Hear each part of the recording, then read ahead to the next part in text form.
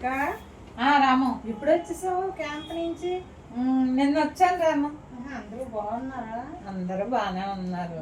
అమ్మకి ఏ బిస్కెట్ ఇప్పోతే ఇంత పప్పు అక్క. ఏ చెప్పు. చిన్న పని ఉండి వచ్చాను అక్క.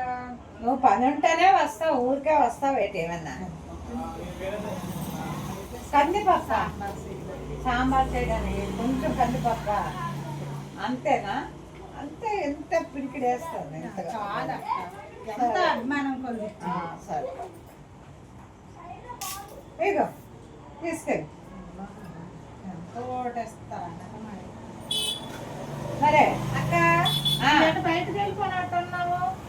అవును, వెళ్ళాను ఇందాక ఉదయం. ఎస్పీటీ తాగాలని ఉంది. ఇంకా పంచదార ఇవ్వా? ఎస్పీటీయా? ఎస్పీటీ అంటే స్పెషల్ టీయా? స్పెషల్ టీయా? నీకు తెలియదా?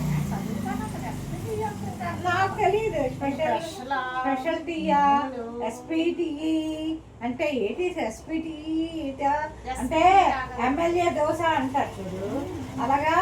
ఎస్పీటీ అంటే ఇంకేమన్నా ఎవరైనా ఇప్పుడు టీ పొడి కావాలి, పంచదార కావాలి, ఇంకా ఇప్పుడు ప్రెసెంట్ చాలా పంచదార చాలు. పంచదార ఓకే. ఇగో ఏటి క్యాంప్కి వెళ్ళింది ఆవిడ. మీరు నగలు అడిగితే ఏమంటారో ఏడు చేయడమో ఏమో అక్క. ఎప్పుడు కొనుక్కున్నారు? వచ్చు కదా అక్క, ఊరి నుంచి వచ్చేసారు కదా. ఎటు కందిపప్పు, పెసరపప్పు, టీ పొడి, పంచదార అన్నీ అయిపోయి ఇప్పుడు బంగారాలా మిగిలాయి. ఇంక ఈవిడితో పెట్టుకుంటే మాకు అంతే. ఇరిగిపోరు కనుక